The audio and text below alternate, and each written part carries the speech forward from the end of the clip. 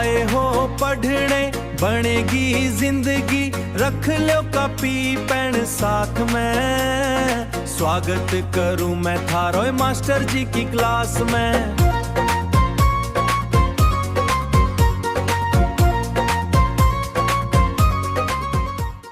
नमस्कार दोस्तों, स्वागत है आप सभी का यूनिट एंड मेजरमेंट के लेक्चर नंबर 5 के अंदर।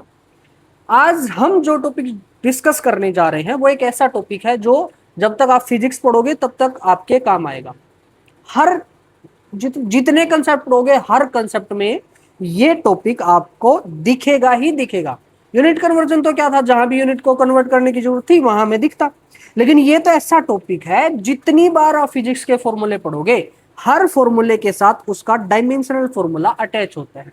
तो डायमेंशनल फॉर्मूला वहां निकालोगे, अब वहां तब निकालोगे जब यहां आप सीख लोगे। तो समझ लो आप कितनी कितनी इंपॉर्टेंस है इस टॉपिक की, इस लेक्चर की। अब ये जो कंप्लीट टॉपिक है इसको मैं 2 लेक्चर के अंदर कवर करूंगा क्योंकि काफी लंबा सा टॉपिक है और थोड़ा सा मैं चाहूंगा कि मैं इसको आपको अच्छे से पूरा डीप में करवाऊं। ठीक है, तो डायरेक्ट स्टार्ट करते हैं। सबसे पहले बात करते हैं about the 7 dimensions of world. अब जैसे मैथ में आपने डायमेंशन पढ़े होंगे, x dimension, Y Z, 1D 2D 3D, है ना, इस तरीके से। साउंड में आप सुनते हो 5D 3D 8D sound, 11D sound, है ना, तो वो क्या है, वो उनके डायमेंशन है। ऐसे ही फिजिक्स ने भी अपने डायमेंशन मतलब अपने वर्ल्ड, अपना जो संसार है उसको 7 डायमेंशन के अंदर डिवाइड कर रखा है। अब आप खुद अंदाजा लगाओ ये 7 डायमेंशन क्या हो सकते हैं।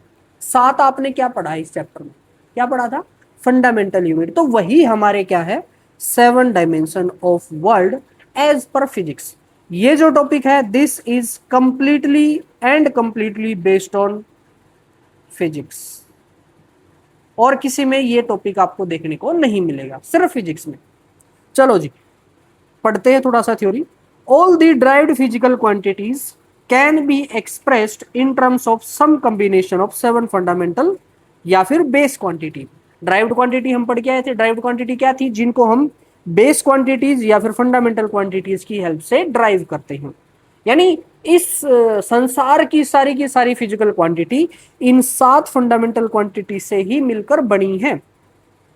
इन्हीं 7 फंडामेंटल क्वांटिटी को हम 7 डायमेंशन ऑफ वर्ल्ड मानते हैं इन फिजिक्स। ठीक है, which are denoted by square bracket. और जो डायमेंशन है, मतलब ये तो 7 तो क्या है, फंडामेंटल यूनिट, लेकिन इनको एज ए डायमेंशन अगर उसको आपने डिनोट या रिप्रेजेंट करना है तो वो किससे करते हैं, स्क्वायर ब्रैकेट से। अब ये स्क्वायर ब्रैकेट आप देख रहे होंगे, स्क्वायर ब्रैकेट के भी 2 मतलब हैं।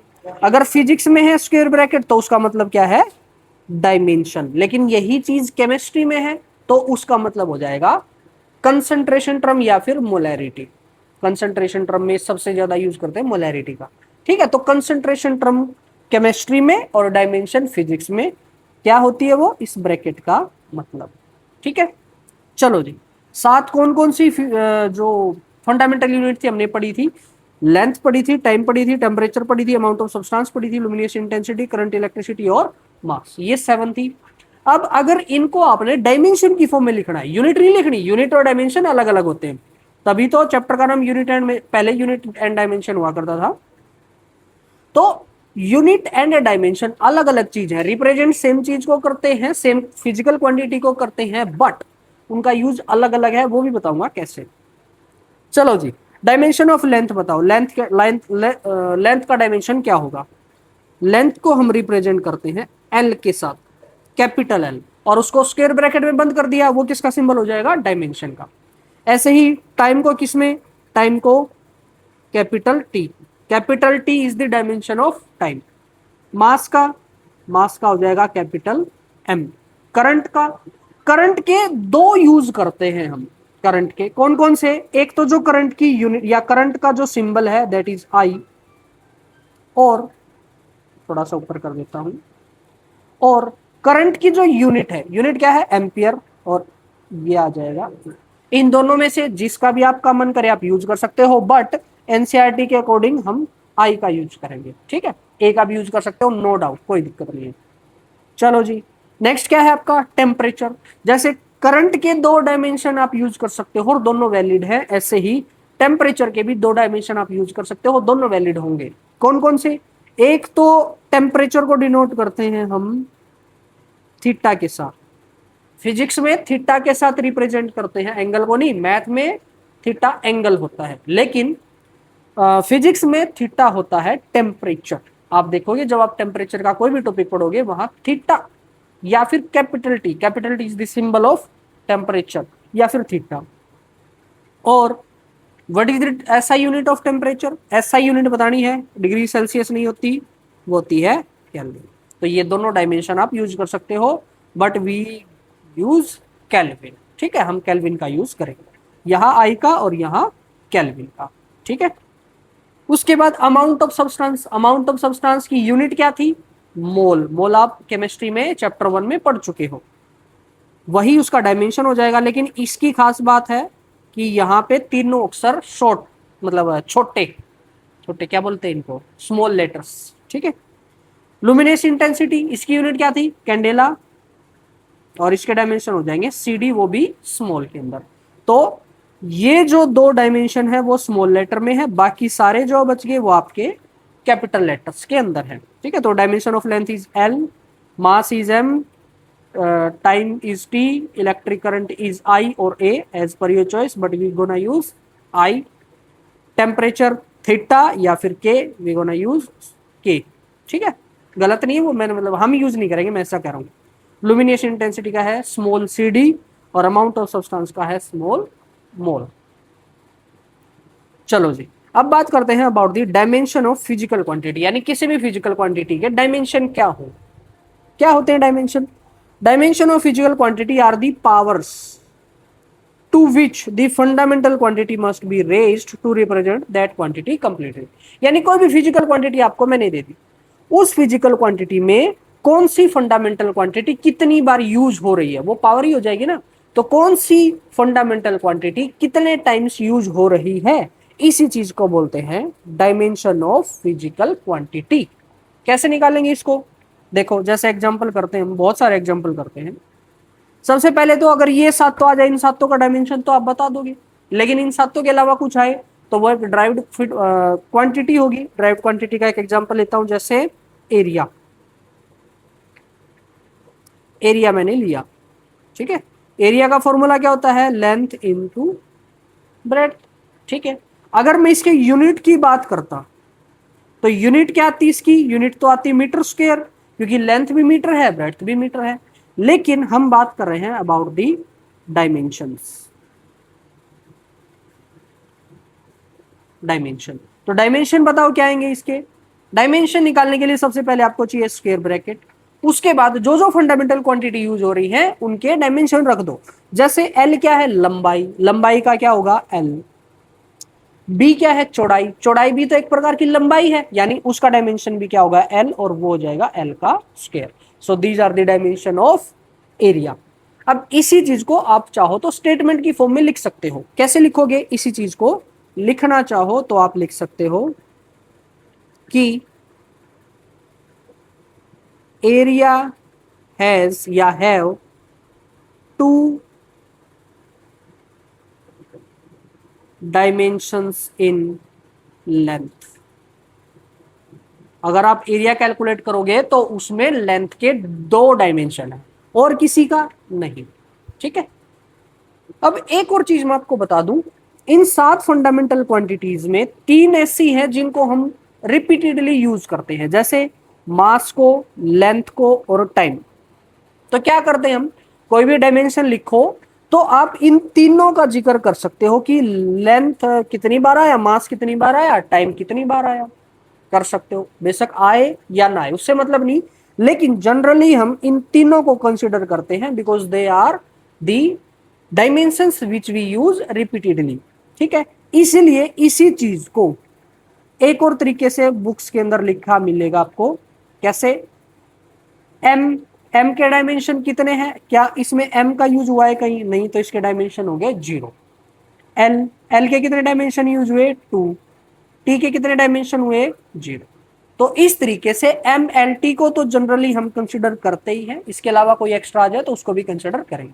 ठीक है, अगर कोई पूछे कि इसको लिखना ठीक है या इसको लिखना ठीक है, तो दोनों को लिखना ठीक है। इसको लिख दोगे तो भी गलत नहीं, इसको लिख दोगे तो भी गलत नहीं, लेकिन इसको देख के कंफ्यूज मत होना। मैं तो सिर्फ इसलिए आपको बता रहा हूं कि कभी कभार आपको ये दिख मिलेगा, क्वेश्चंस में भी मिल जाएगा, बुक्स में भी मिल जाएगा, एनसीईआरटी में मिल जाएगा। तो वो क्यों लिखा हुआ है वो मैंने आपको बता दिया। और इसको पढ़ना कैसे है, इसको एल स्क्वायर ही पढ़ना है हमें, ठीक है। चलो सेकंड एग्जांपल करते हैं।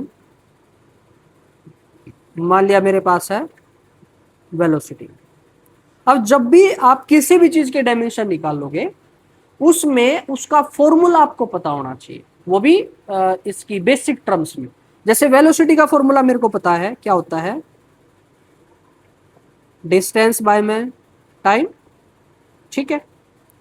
अब अगर मैं इसकी यूनिट की बात करूं, यूनिट क्या आएगी, एसआई यूनिट की बात करते हैं। डिस्टेंस की यूनिट होती है मीटर और टाइम की पर सेकंड, तो मीटर पर सेकंड।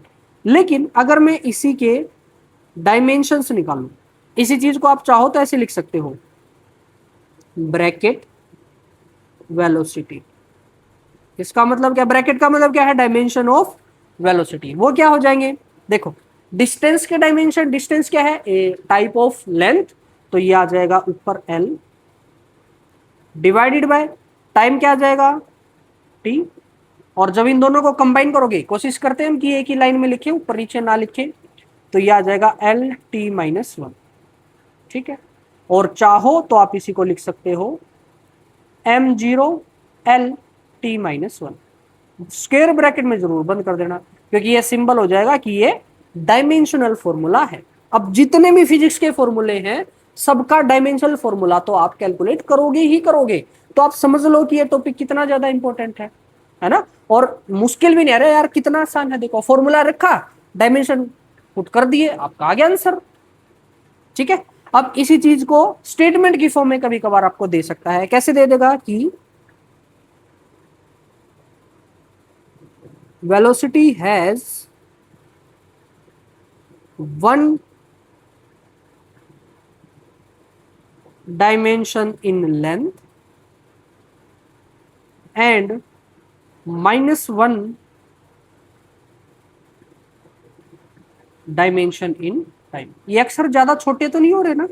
अब थोड़ी सी मेरे पास कम जगह है यहाँ पे, जो पीडीएफ बनाया था तो कम जगह मैंने छोड़ दी गलती से।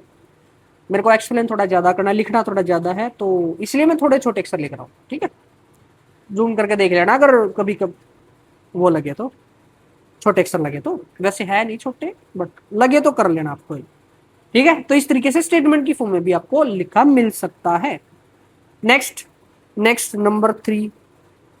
नंबर थ्री चलो बात करते हैं एक्सेलरेशन। ACCEL एक्सेलरेशन की स्पेलिंग क्या होगी, एक्सल RE रेशन, ACCELE हो रहा है शायद एक्सेलरेशन, या फिर अरे यार सिंपल मान लो एक्सेलरेशन, ठीक है।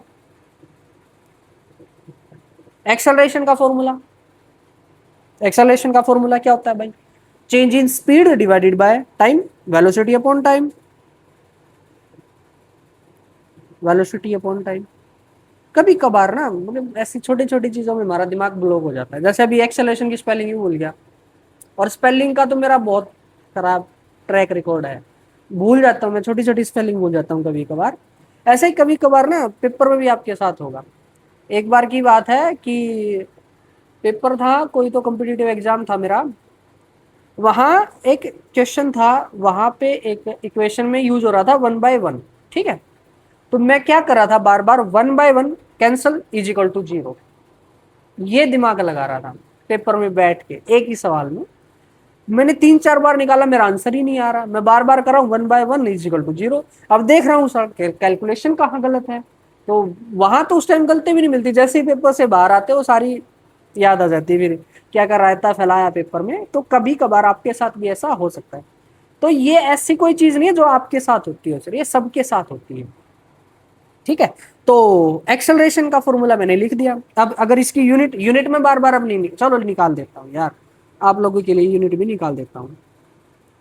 यूनिट क्या आएगी इसकी, यूनिट आएगी, वेलोसिटी की थी metre per second divided by एक और सेकंड है, तो ये क्या आ जाएगा, मीटर पर सेकंड का स्क्वायर। लेकिन अगर डायमेंशन ऑफ एक्सेलरेशन आप निकालने लग जाओगे तो वो क्या आएंगे, वेलोसिटी के क्या डायमेंशन थे, वेलोसिटी के डायमेंशन से L T minus one divided by time के डायमेंशन क्या होंगे टी। जब इसको आप सोल्व करोगे तो क्या आ जाएगा एल टी माइनस टू। ठीक है, और वाला आप अपनी मर्जी से लिख लेना। ठीक है, ज्यादा रॉकेट साइंस है नहीं उसमें। स्टेटमेंट आप चाहो तो लिख लो, नहीं तो ऐसे ही चलेगा काम। चलो जी नेक्स्ट करते हैं, अलग अलग पेन का यूज करते हैं। चलो नंबर 4। अब एक सीक्वेंस याद रखो, ये मतलब कुछ बेसिक से फॉर्मूले हैं जो आपको हमेशा याद होने चाहिए। कौन कौन से वो फॉर्मूले? आपको एक तो वेलोसिटी का पता होना चाहिए, आपको एक्सेलरेशन का पता होना चाहिए, आपको फोर्स का पता होना चाहिए, आपको काइनेटिक एनर्जी का पता, मतलब ऐसे लाइन में लिख रहा हूं मैं। फोर्स के बाद आ गया प्रेशर, प्रेशर काइनेटिक एनर्जी, ये पोटेंशियल एनर्जी। ठीक है, तो ये बेसिक बेसिक से फॉर्मूले हैं जो आपको हमेशा याद होनी चाहिए। जैसे मैं बता देता हूं, वेलोसिटी का फॉर्मूला क्या हो जाएगा? Distance upon time. एक्सेलरेशन का क्या हो जाएगा? Velocity upon time. फोर्स का क्या हो जाएगा? Mass into acceleration. प्रेशर का क्या हो जाएगा? F by A. Kinetic energy का हाफ एम वी स्क्वायर। और पोटेंशियल एनर्जी का क्या होता है? पोटेंशियल एनर्जी का हो जाएगा आपका एम जी एच।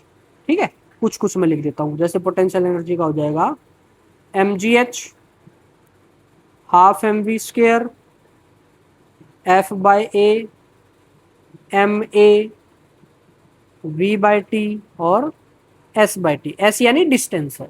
तो ये बेसिक बेसिक से 5-6 फॉर्मूले हैं जो आपके हमेशा काम आएंगे जब भी आप डायमेंशन निकालोगे। ठीक है, तो इतने तो एटलीस्ट आपको आने चाहिए, क्योंकि जब डायमेंशन आप निकालोगे तो मोस्टली इन्हीं का यूज होगा फिजिक्स के अंदर, इन्हीं चीज का। तो जब आप कैलकुलेट करोगे तो फॉर्मूले से आपको डायमेंशन निकालने पड़ेंगे। अब डायमेंशन तो तब निकालोगे जब आपको फॉर्मूला याद होगा। ठीक है, तो इतने सारे फॉर्मूले आप याद कर लो, इट्स एन रिक्वेस्ट जो आपकी बेटरमेंट के लिए है। अब जैसे नंबर 4 में निकालना चाह रहा हूं फोर्स का।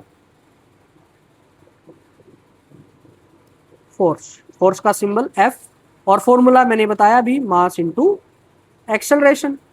अगर आप यूनिट निकालते हो तो यूनिट क्या आती है इसकी? KG metre per second square, या फिर इसी की यूनिट क्या थी? न्यूटन। Newton N. ठीक है, लेकिन अगर आप इसके डायमेंशन निकालोगे फोर्स के तो वो क्या आएंगे? मास का क्या आता है dimension? M into acceleration. Acceleration का जस्ट अभी निकाला एल टी माइनस टू, तो ये क्या आ जाएगा? M L T minus two. अब फोर्स के डायमेंशन ऐसे हैं जिसको यहीं पे याद ही कर लोगे तो बेटर है, और याद ना है तो ये फॉर्मूला, ये पूरी सीक्वेंस जैसे मैंने अभी आपके सामने कैलकुलेट किया है, एफ इजिकल टू एम में करो, यूनिट निकाल लो। यूनिट की जरूरत नहीं है, यूनिट तो वैसे आपको कैलकुलेट करनी आना चाहिए, और डायमेंशन निकाल दो आप फॉर्मूले का यूज करके। ठीक है, चलो जी। अब यूनिट और डायमेंशन में एक और फर्क यहां से क्लियर देखो आप। डायमेंशन में तो आप सर्टेनली जिक्र करोगे about the fundamental quantities used, जैसे मास का यूज हुआ है, लेंथ का यूज हुआ है, टाइम का यूज हुआ है, किया जिक्र। लेकिन यहां पे कुछ ऐसी स्पेशल यूनिट्स हैं जहां हमें पता नहीं लगता कि कौन सी फंडामेंटल क्वांटिटीज उनमें यूज हुई है। जैसे उनमें से फोर्स की यूनिट होती है न्यूटन। अब न्यूटन सुन के कोई बता सकता है कि इसमें मास भी आया होगा, लेंथ भी आई होगी और टाइम भी आई होगी? नहीं बता सकते। लेकिन डायमेंशन से 100% आप बता पाओगे कि किसी भी फिजिकल क्वांटिटीज में कौन कौन सी फंडामेंटल क्वांटिटीज की जरूरत है। जैसे यहां से मैं पता लग रहा है कि मेरे को मास मापना पड़ेगा एक बार, लेंथ मापनी पड़ेगी एक बार, और टाइम मापना पड़ेगा 2 बार। ये यहां से हमें पता चल रहा है। अगर आपको फोर्स चाहिए तो, जैसे एक्सेलरेशन चाहिए तो कौन सी फंडामेंटल क्वांटिटी मापनी पड़ेगी? आपको लेंथ मापनी पड़ेगी और एक टाइम मापना पड़ेगा। ठीक है, यूनिट से कभी कभार हमें ऐसा पता नहीं लगता। चलो जी, फोर्स का हो गया। और मैंने और क्या लिखवाया था? और मैंने लिखवाया था, ज्यादा मोटा पेन हो गया, नंबर 5। प्रेशर का आप चाहो निकाल लेना। ठीक है, मैं काइनेटिक एनर्जी का निकालता हूं। काइनेटिक एनर्जी का क्या होता है? Half M V square. ठीक है, अगर आप इसकी यूनिट की बात करो, यूनिट तो काइनेटिक एनर्जी की यूनिट होती है जूल बोलो, और अगर यहां से निकालोगे तो वो आएगी, मास की है केजी, वेलोसिटी की होती है मीटर पर सेकंड, लेकिन उसका स्क्वायर है तो ये आ जाएगा मीटर स्क्वायर पर सेकंड का स्क्वायर। ठीक है, ये these are the unit of kinetic energy. और अगर डायमेंशनल फॉर्मूला निकालोगे काइनेटिक एनर्जी का तो वो क्या आएगा, इसको साफ करके बोलो, हाफ है, हाफ का कोई डायमेंशन नहीं होता, हाफ एम का डायमेंशन क्या हो जाएगा, एम ही हो जाएगा। और वेलोसिटी का डायमेंशन क्या हो जाएगा, वेलोसिटी का डायमेंशन हो जाएगा एल टी माइनस वन, लेकिन इसका है स्क्वायर। जब आप इसको सोल्व करोगे तो क्या आएगा, एम एल का स्क्वायर हो जाएगा, एल का स्क्वायर, और टी का भी स्क्वायर हो जाएगा, टी की पावर माइनस दो। So these are the dimension of kinetic energy. Clear, कोई डाउट यहां तक? चलो जी नेक्स्ट करते हैं नंबर 6, पोटेंशियल एनर्जी का और निकाल लेते हैं। That is equal to, potential energy का फॉर्मूला था mgh, जहां पे g क्या है, that is acceleration due to gravity. Acceleration ये मतलब कुल मिला के वो कैलकुलेट करो। पहली बात तो यूनिट क्या आएगी, यूनिट मैंने बताई थी कि एनर्जी कोई सी भी हो, यूनिट सबकी जूल होती है, या फिर अगर यहां से कैलकुलेट भी आप करना चाहो, मास की होती है kg इनटू जी की होती है मीटर पर सेकंड स्क्वायर। देखो एक्सेलरेशन ये रहा मीटर पर सेकंड स्क्वायर, ठीक है, इनटू, अरे दिख नहीं रहा होगा सॉरी आपको, इनटू ये होती है मिड हाइट, हाइट एक प्रकार से लेंथ ही है, तो ये आ जाएगा सॉरी मीटर। और जब इसको सोल्व करोगे तो क्या आएगा, kg metre square per second square. चलो जी ये तो आ गई यूनिट, हमें तो चाहिए इसके डायमेंशन। वैसे आपको पता है पोटेंशियल एनर्जी के सिंबल क्या क्या हो सकते हैं? पोटेंशियल एनर्जी को जनरली यू से या फिर कुछ कुछ जगह वी से भी डिनोट करते हैं, लेकिन ज्यादातर हम यू से डिनोट करेंगे।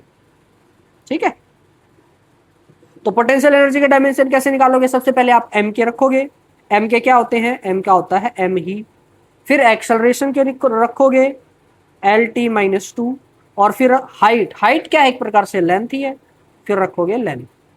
इनको सोल्व करो तो आपका आएगा M L square T minus to.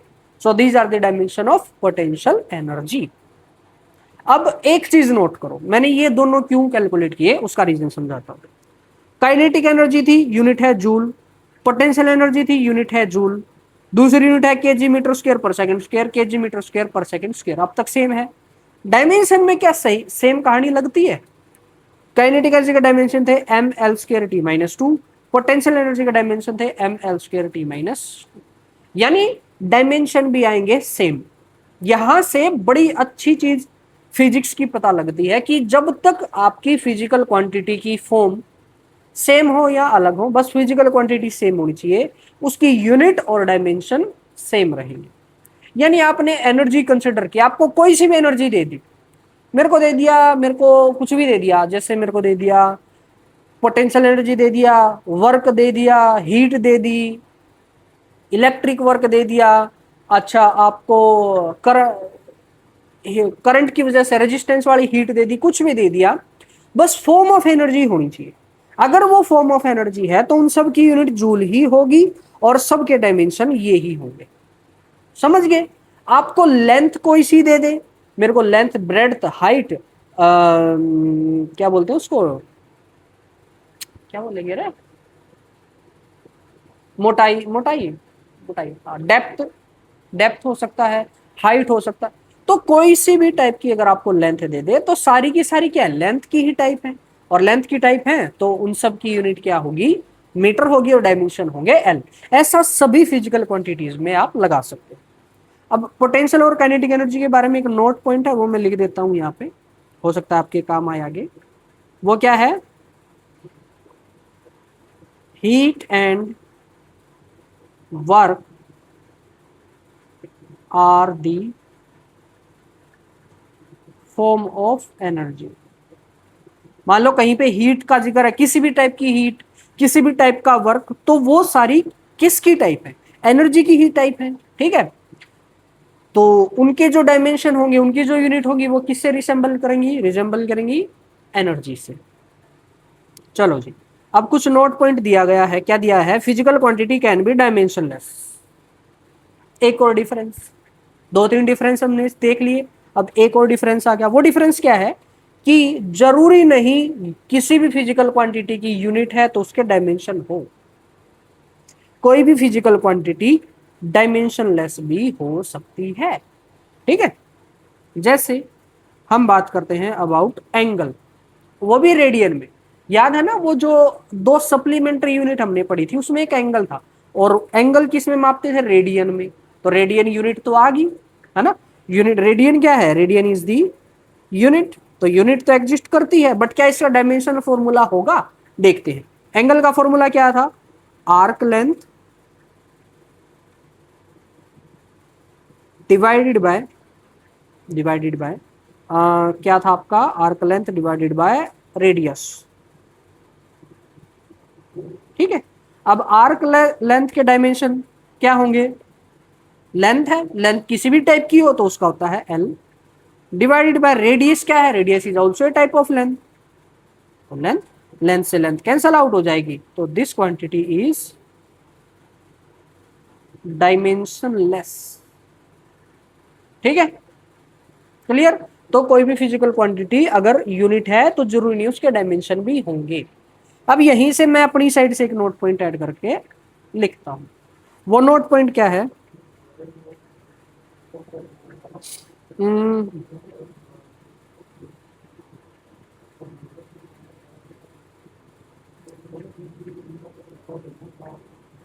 Any physical quantity with units can be dimensionless। और एक और पॉइंट लिखता हूं,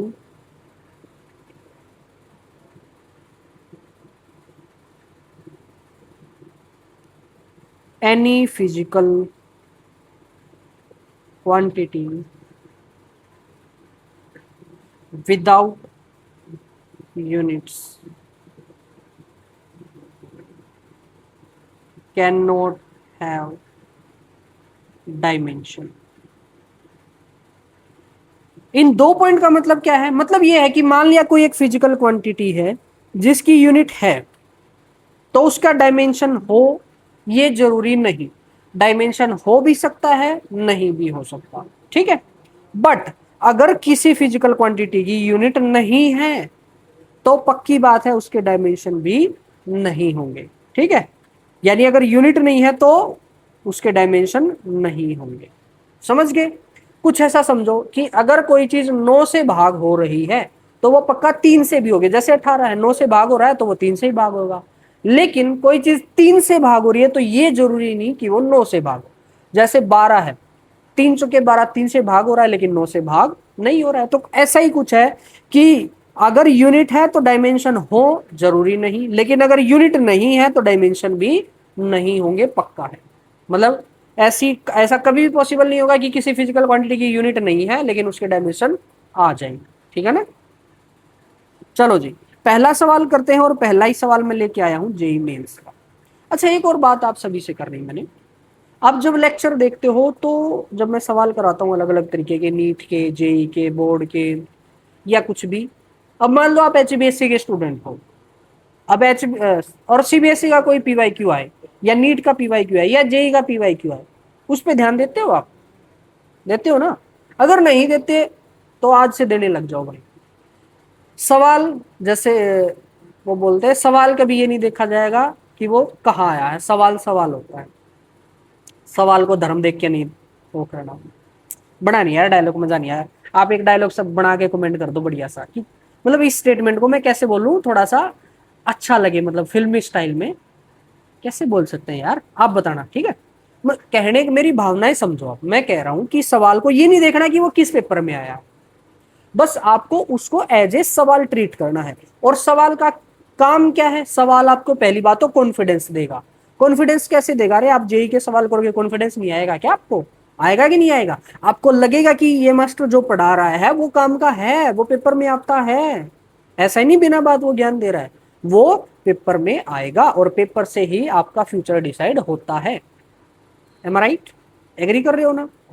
अब मान लो आप HBSC के हो तो जेईई मेंस के सवाल आप छोड़ दोगे तो क्या होगा? तो देखो, जब मैं क्वेश्चन टॉपिक करवाता हूं तो मैं कभी भी ऐसे एग्जाम देख के नहीं, मैं उसको इस तरीके से अरेंज करता हूं ताकि आप स्टेप वाइज क्वांटाइज मैनर में उस कंसेप्ट को सीखो। सबसे पहले डायरेक्ट फॉर्मूला बेस्ड सवाल, फिर उस फॉर्मूले में कुछ चेंज करके, फिर उस चेंज में चेंज करके, फिर उस चेंज में चेंज करके, यानी अलग अलग तरीके से मैं आपको स्टेप वाइज क्वेश्चन सिखाता हूँ। और स्टेप वाइज क्वेश्चन सीखने से क्या होगा? कंसेप्ट क्लियर होगा, मतलब आपको ये समझ में आएगा कि ये टॉपिक अच्छा इसलिए पढ़ते हैं, ये इसका काम है, इस तरीके से सीखना, इस तरीके से अप्लाई करना। आप जो पढ़ रहे हो वो रट्टा नहीं मारना, आपको ये देखना है कि आप उसको अप्लाई कैसे करोगे। मतलब आप इस तरीके से समझा करो कि आपको साइंटिस्ट बनना है। अब साइंटिस्ट बनना है, दुनिया सुधारनी है, नया इन्वेंशन करना है। नया इन्वेंशन तब करोगे जब पुरानी चीजों को समझोगे, तो पहले पुरानी चीजों को हम समझ रहे। तो आज के बाद कभी भी भेदभाव नहीं करना है क्वेश्चंस में, और कभी भी ये नहीं सोचना है कि मैं जेईई की तैयारी कर रहा हूं तो मैं HBSC का सवाल नहीं करूंगा। मैं आपको ऐसे ऐसे सवाल दिखाऊंगा, HBSC का लेवल और जेईई के लेवल में फर्क आ जाएगा। HBSC में इतना लेवल और जेईई में इतना लेवल। हालांकि नॉर्मली जेईई का लेवल इतना होता है, HBSC का इतना होता है, बहुत ज्यादा डिफरेंस है, बट हर क्वेश्चन में नहीं। कुछ क्वेश्चन में HBSC का लेवल ऊपर चला जाता है, कुछ क्वेश्चन में।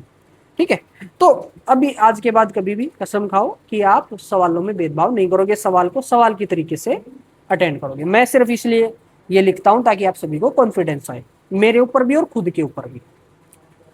तो पहला सवाल, the dimensional formula of latent heat. Latent heat का डायमेंशनल फॉर्मूला क्या होगा बताओ? हीट है, और जस्ट मैं 5 मिनट पहले इस ज्ञान देने से पहले आपको एक और ज्ञान दे के आया हूं कि heat and work are the form of energy. ये किसकी फॉर्म है? एनर्जी की फॉर्म है। काम क्या है इसका? अब लेटेंट हीट का नाम सुनते बहुत सारे लोग, बच्चे, आप लोग इस सवाल को छोड़ दोगे। क्यों छोड़ दोगे? क्योंकि लेटेंट हीट का फॉर्मूला कभी आप पढ़ोगे ही नहीं, या पढ़ोगे तो आपको याद नहीं होगा, पक्की बात है। अब लेटेंट हीट का फॉर्मूला नहीं पता होगा तो डायमेंशन कैसे निकालोगे? लेकिन अगर आपने इस कंसेप्ट को अच्छे से सीख रखा है या मेरी बातों को ध्यान से सुना है, तो मैंने बोला था कि हर टाइप की एनर्जी के सेम डायमेंशन होंगे, चाहे कोई सी भी एनर्जी हो। अब हीट भी एनर्जी है, एनर्जी है तो इसके डायमेंशन बाकी सभी एनर्जी की फॉर्म से मिलेंगे। बाकी सभी एनर्जी, किसी एनर्जी का फॉर्मूला याद है आपको? किसी का भी बता दो, किसी का। काइनेटिक का याद है, हाफ एम वी स्क्वायर। तो यार काइनेटिक से आप उसका डायमेंशनल फॉर्मूला निकाल लो। काइनेटिक का डायमेंशनल फॉर्मूला जो भी आएगा वही लेटेंट हीट का डायमेंशनल फॉर्मूला होगा। ठीक है, इस तरीके से हम सवालों को प्रोसीड करेंगे। अब मान लो आपको एक टाइप का फोर्स दे दिया, कोई सा फोर्स। अब चाहे कोई सा फोर्स हो, उसके डायमेंशन पक्की बात है MLT-2 होंगे ही होंगे। किसी फॉर्मूले से ड्राइव कर लो यार, फोर्स के डायमेंशन वही आएंगे। तो heat is a form of energy, और एनर्जी का डायमेंशन क्या होता है? MLT-2। MLT-2 कौन सा है? MLT-2, option number C. Direct ये आपका आंसर आ जाएगा। ठीक है, चलो क्वेश्चन नंबर 2, ये आपकी थोड़ी प्रैक्टिस हो जाएगी। पहला सवाल बस आपको एक वो कंसेप्ट सिखाने के लिए कि भाई एनर्जी कोई सी हो, डायमेंशन वही होते हैं। अब ये मैं सवाल करवा रहा हूं आपको प्रैक्टिस के लिए कि अगर आपको फॉर्मूला दे दिया जाए तो उस फॉर्मूले से आप डायमेंशन कैसे निकालोगे। जैसे यहाँ पे यूनिवर्सल कांस्टेंट है एक G, acceleration, universal constant capital G, small G हो जाएगा एक्सेलरेशन, कैपिटल जी होता है कांस्टेंट, ग्रेविटेशनल कांस्टेंट। इसके डायमेंशन निकालने हैं आपने। कैसे निकालोगे? डायमेंशन निकालने के लिए फॉर्मूला पता होना चाहिए। फॉर्मूला आपको दे रखा है, पेपर में ऐसे फॉर्मूला नहीं दिया मिलेगा, पेपर में आपको फॉर्मूला याद ही करना पड़ेगा। अब आपको होगी कि सर पहले ही लेक्चर में फॉर्मूले कैसे याद कर लूं? नहीं याद कर पाओगे, इसलिए मैंने दिया हुआ है फॉर्मूला। ठीक है, लेकिन जैसे जैसे बाकी चैप्टर पढ़ोगे फॉर्मूले तो याद हो ही जाएंगे ना। फॉर्मूले के बगैर तो मजा ही नहीं फिजिक्स का। चलो जी, ये फॉर्मूला आपको दे दिया, इस फॉर्मूले में जी आपको दिख रहा होगा, पहले आप उस जी की वैल्यू निकाल लो। जी इज इक्वल टू, हाँ जी किसके बराबर हो जाएगा? G is equal to FR² divided by M1/M2। लिख लिया जी का फॉर्मूला। अब क्या करो, जो भी यहाँ पे यूज हो रहा है उन सबके डायमेंशन रख दो, आपको डायमेंशनल फॉर्मूला जी का मिल जाएगा। तो dimensional formula of G that is equal to, अब एफ के डायमेंशन या तो आपको याद हो, केस नंबर 1 तो बहुत अच्छी बात होगी। दूसरी बात, अगर आपको याद ना हो तो भी घबराना नहीं है, कोई सा फोर्स का फॉर्मूला लगाओ, डायमेंशन मिल जाएंगे। F is equal to M में। ठीक है, तो आपका, मेरे को याद है, मैं ज़्यादा टाइम ना लगा के, आधा घंटा हो चुका है, तो ये क्या हो जाएगा M L T minus two. चलो जी, रख दिया मैंने। उसके बाद क्या है R, R is the distance, ठीक है। तो इन सिंबल का मतलब भी मैं आपको साथ साथ बताता जाऊंगा। आर का मतलब है डिस्टेंस। अब डिस्टेंस किस में मापते हो, डिस्टेंस लेंथ में मापते हो, तो लेंथ का रखोगे और उसका कर दोगे स्क्वायर, क्योंकि आर का भी क्या है स्क्वायर। आप चाहो तो स्क्वायर को बाहर कर सकते हो। चलो जी, उसके बाद है m1। m1 क्या है, मास वन। मास का डायमेंशनल फॉर्मूला m, दूसरे मास का भी m। जब आप इस चीज को सोल्व करोगे थोड़ा सा, तो क्या आएगा, m देखो कितनी जगह है, m बताओ। m है एक जगह, दो जगह, तीन जगह। इन तीनों जगह को जब आप सोल्व करोगे, ऊपर है प्लस का एक, नीचे है प्लस का दो। इस प्लस के दो को जब आप ऊपर ले जाओगे, ये बन जाएगा माइनस दो, और जब इन दोनों को सोल्व करोगे तो आपको आंसर मिल जाएगा माइनस का एक। यानी m की पावर कितनी आएगी, माइनस एक। ठीक है, तो m की पावर आई माइनस एक। हम जनरली लिखते हैं एम एल टी की फॉर्म में। उसके बाद सोल्व करेंगे l को, एक दो, दो ही जगह है ना। अब यहाँ है वन और यहाँ है टू, वन और टू कितने हो जाएंगे, वन और टू हो जाएंगे आपके थ्री। उसके बाद टी, टी तो एक ही जगह है। सो ये आपका आंसर आ गया, m minus one L cube T minus to. ठीक है जी, अगला सवाल करते हैं। एक कोई तो एक सरफेस टेंशन है जिसका फॉर्मूला है रो जी एच बाई टू। इस सरफेस टेंशन के डायमेंशन हमने निकालने, फॉर्मूला तो ऑलरेडी दे रखा है, तो डायरेक्ट हम पुट करते हैं। या फिर एक मैं ऐसा करता हूं, यहाँ जो जो चीज यूज हो रही, जैसे रो डेंसिटी है, डेंसिटी का डायमेंशन निकाल लेता हूँ। जी एक्सेलरेशन, एक्सेलरेशन के डायमेंशन निकाल लेता हूँ। आर और एच के डायमेंशन निकाल लेता हूँ। तो सबसे पहले डेंसिटी के निकालते हैं। डेंसिटी का फॉर्मूला याद है, क्या होता है, मास बाय में वॉल्यूम। ठीक है, अब मास, मास के डायमेंशन क्या होंगे, m, और क्या बोलते हैं वॉल्यूम के डायमेंशन। अब आपको होगी जी वॉल्यूम का फॉर्मूला नहीं पता मेरे को, तो किसी की भी वॉल्यूम, क्यूब की वॉल्यूम का पता हो, सर्कल की, स्फीयर की वॉल्यूम का पता हो, किसी और चीज की वॉल्यूम का पता, वॉल्यूम का फॉर्मूला पता होना चाहिए। जैसे क्यूब की वॉल्यूम होती है ए क्यूब, और उसकी होती है, वॉल्यूम के मैं लिख रहा हूँ, वॉल्यूम का ए क्यूब। स्फीयर की होती है 4/3 pi R square, pi R cube. और किसी की वॉल्यूम और बता दो,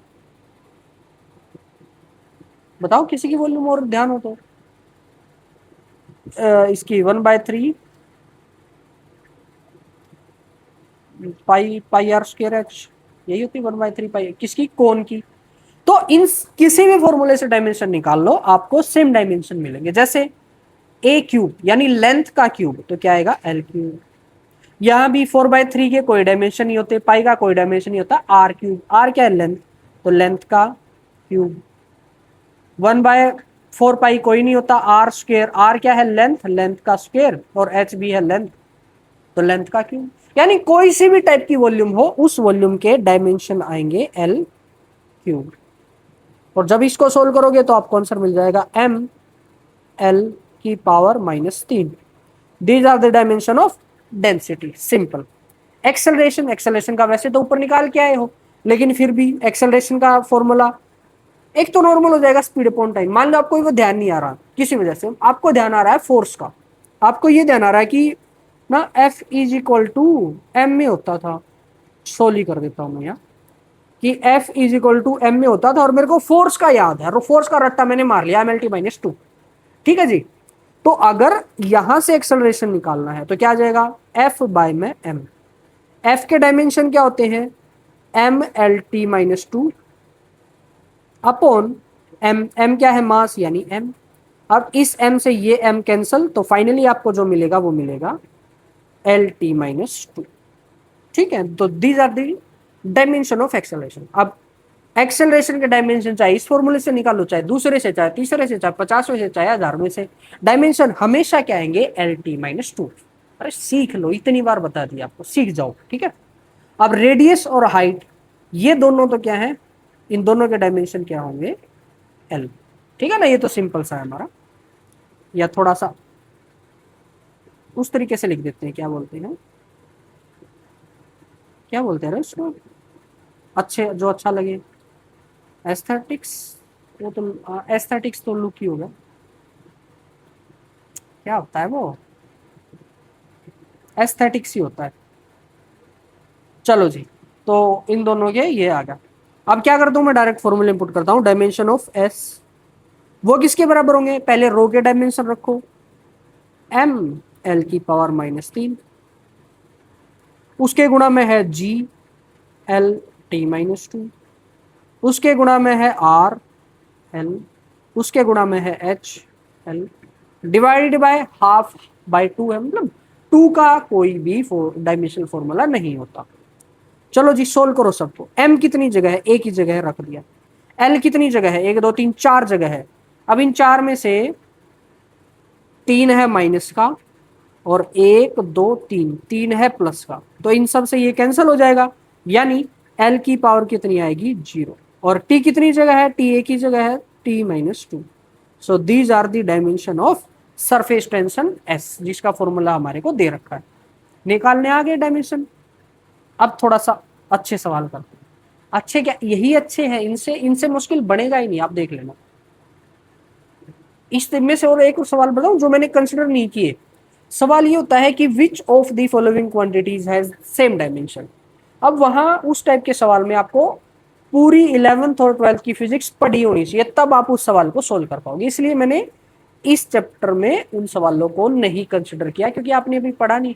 लेकिन जब आप रिवीजन करोगे तब उन सवालों को जरूर करना। जैसे ऑप्शन आता है कि किसके डायमेंशन सेम होते हैं, फोर्स दे दिया और कुछ एक और दे दिया जिसके डायमेंशन भी MLT -2 आ गए, ठीक है, तो वो हो जाएगा। जैसे अलग अलग टाइप की एनर्जी दे दी, ठीक है, तो एनर्जी के डायमेंशन सेम आएंगे जी। चलो अब थर्मल कंडक्टिविटी के है, के निकालते हैं। अब बताओ के का फॉर्मूला क्या, पहले इन ये जो जो चीज यूज हो रही है इन सबके डायमेंशन लिख लेते हैं। पहला है हीट एनर्जी, फिर से वही बात, एनर्जी है तो डायमेंशन क्या होंगे, एम एल स्क्र टी -2, ठीक है। नहीं याद है तो कोई सा फॉर्मूला लगा दो, हाफ mv², mgh, f.x, अलग अलग आपके हो सकते हैं फॉर्मूले, कोई सा लगा दो, डायमेंशन मिल जाएंगे। फिर है टेम्परेचर, टेम्परेचर का है थीटा, तो आप चाहो तो थीटा ही यूज कर लो, आप चाहो तो के यूज कर लो, जो भी आपका मन करे। उसके बाद है टाइम, टाइम का क्या हो जाएगा, कैपिटल टी। और थिकनेस, थिकनेस में वो ध्यान कर रहा, वो जब मैं बता रहा था ना लेंथ के अलग अलग टाइप, मैं एक नाम याद करने की कोशिश कर रहा था, वो थिकनेस था। थिकनेस एक प्रकार से लेंथ है, तो ये आ जाएगा एल, ठीक है। तो ये सारे डायमेंशन हमने लिख दिए। अब सबसे पहले तो के का फॉर्मूला लिखते हैं। के का फॉर्मूला क्या हो जाएगा, क्यू है, क्यू के गुणा में डी आ जाएगा, डिवाइडेड बाय θ2 - θ1 आ जाएगा, और इसके गुणा में, नहीं, हाँ, इसके गुणा में टी आ जाएगा, ठीक है। तो ये आपका के का फॉर्मूला होगा। अब जब आप इसके डायमेंशन निकालोगे तो वो कैसे निकालोगे, क्यू के क्या निकालने, ये रहे ml² t -2, ठीक है। उसके बाद डी, डी क्या है, एल, डिवाइडेड बाय, शांत रहना 1 मिनट, कहीं भाग जाओ, अच्छी चीज बताऊंगा। θ2 के डायमेंशन क्या होंगे, मान लिया मैं के यूज कर रहा हूं, -θ1 के और टी का एल, टी का टी मत, टी का टी आएगा, सॉरी अभी कहने वाला था टी का टी मत पुट कर देना। टी क्या है वैसे, टी है टाइम, टाइम ही है। कभी कभार टी थिकनेस होता है, जब इंजीनियरिंग करोगे तो वहां टी हम थिकनेस लेते हैं, और थिकनेस की फिर डायमेंशन एल हो जाएंगे। तो वही मेरे एकदम से मन में स्ट्राइक किया, तो मैं इसलिए कहने वाला था, बट मैं गलत हो जाता, मोए मोए हो जाता मैं। खैर सोल्व करो, क्या आएगा, के के तो 0 हो गया, अरे ये 0 हो गया तो समथिंग बाय 0 इनफाइनाइट, यानी इसके डायमेंशन क्या आएंगे, इनफाइनाइट। अगर ऐसा कर दिया तो कॉन्ग्रेचुलेशन, आपने बहुत गलत कंसेप्ट सीख लिया है, ऐसा नहीं करना। अब यहाँ गलती क्या रही, यहाँ गलती समझो, यहाँ गलती ये रही कि मैं θ2 - θ1 को ऐसे कर रहा हूं सोल्व, ऐसे नहीं करना, आपको इसको सोल्व करना। डायमेंशनल फॉर्मूला जब भी आप निकालोगे तो सिर्फ गुणा, भाग और पावर, इन 3 चीजों का यूज करोगे। इन 3 के अलावा कोई सा काम आपने नहीं करना। कौन कौन से, गुणा, भाग और पावर। आगे टॉपिक आएगा, मैं वहां भी इस चीज को बताऊंगा, लेकिन सवाल था तो मैं यहीं भी बता देता हूं। गुणा, भाग और पावर किसका यूज नहीं करना? जोड़, घटा, बराबर, ग्रेटर देन, लेस देन, इनका यूज नहीं करना, सिर्फ यूज करना है गुणा, भाग और पावर का। क्यों नहीं करना समझो। ये टेम्परेचर थीटा 2 था, ये टेम्परेचर थीटा 1 है। मान लिया ये 10 डिग्री है, ये 5 डिग्री है। जब आप इन दोनों को घटाओगे तो आपका आंसर कितना आएगा? 5 डिग्री। यानी इन दोनों को जोड़ने या घटाने पर भी आपको टेम्परेचर ही मिल रहा है। तो इन दोनों के डायमेंशन मिला के आप सिर्फ एक के डायमेंशन लिखोगे। ठीक है, तो जब भी प्लस और माइनस ऐसा आता है तो वहां उनके डायमेंशन सेम होते हैं। तो इन दोनों के मिला के आप डायमेंशन एक के यूज करोगे सिर्फ। यानी यहां पे हम जो डायमेंशन यूज करेंगे वो कैसे यूज करेंगे? हम यूज करेंगे मच्छर बच गया, क्योंकि क्या आ जाएंगे? m l² t-2। d क्या है? l है। d मतलब l नहीं, d मतलब क्या है? थिकनेस है, और थिकनेस के l।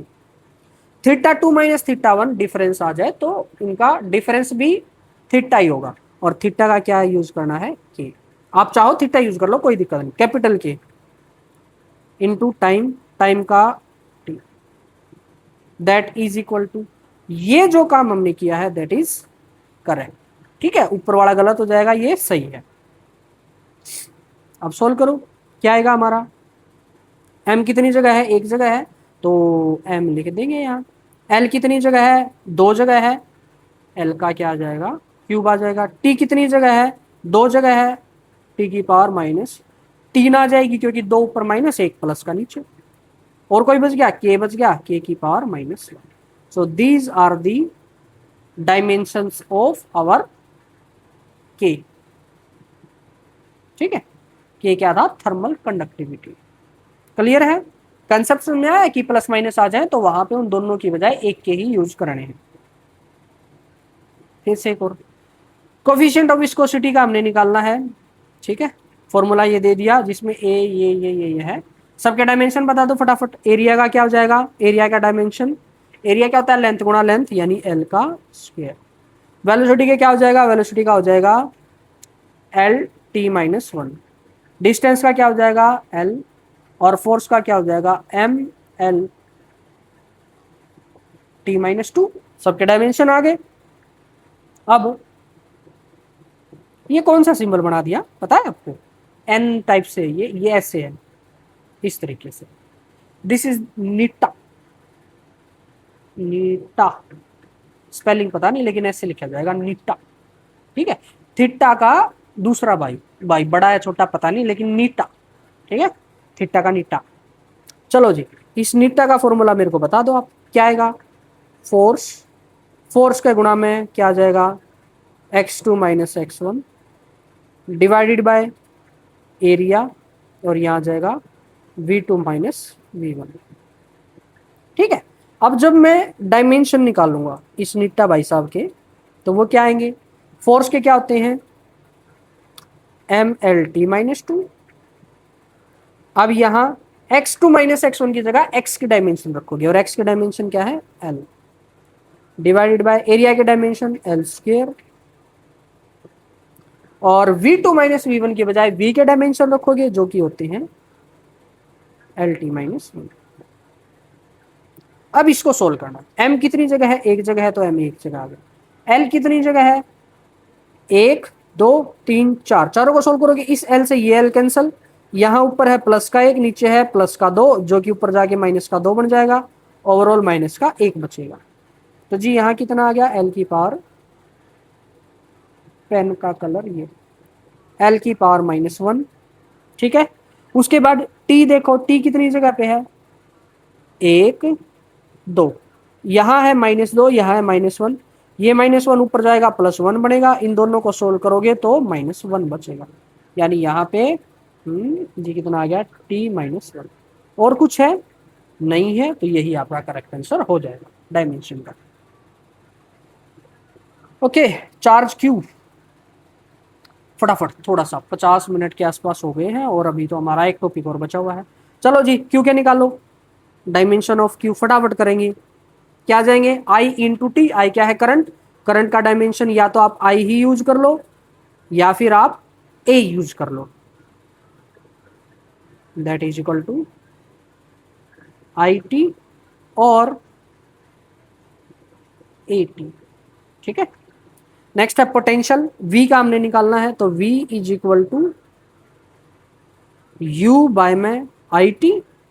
अब U क्या है, U is the potential energy, type of energy है तो mL²T-2। फोर्स और एनर्जी के तो याद ही कर लो, वेलोसिटी, एक्सेलरेशन, फोर्स और एनर्जी, इनके चारों के याद कर लो भाई, बहुत काम आएंगे। Divided by dimension of V निकाल रहे हैं, डिवाइडेड बाय आई, आई क्या क्या हो जाएगा, आई ही हो जाएगा, और टी का क्या हो जाएगा, टी ही हो जाएगा बट कैपिटल। यहाँ पे सोल्व करेंगे तो mL² ही टी की पावर -3 हो जाएगा और आई की पावर -1 हो जाएगा। ठीक है, these are the dimension of potential. Capacitance, C का हमने निकालना है, सी का फॉर्मूला क्या हो जाएगा, Q बाय V। अब dimension of C that is equal to Q, Q क्या है, चार्ज। ठीक है, चार्ज, चार्ज के डायमेंशन ऊपर जस्ट निकाले हमने, ये रहे ए टी या I T, I T divided by V के, वी के क्या थे, ये रहे mL²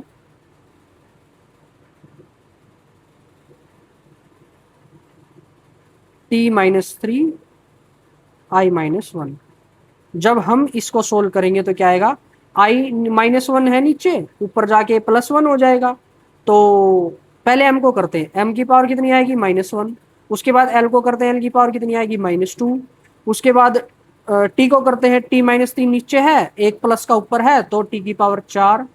उसके बाद i को, i की कितनी हो जाएगी, i का स्क्वायर। ठीक है, हो गया। रेजिस्टेंस निकालो,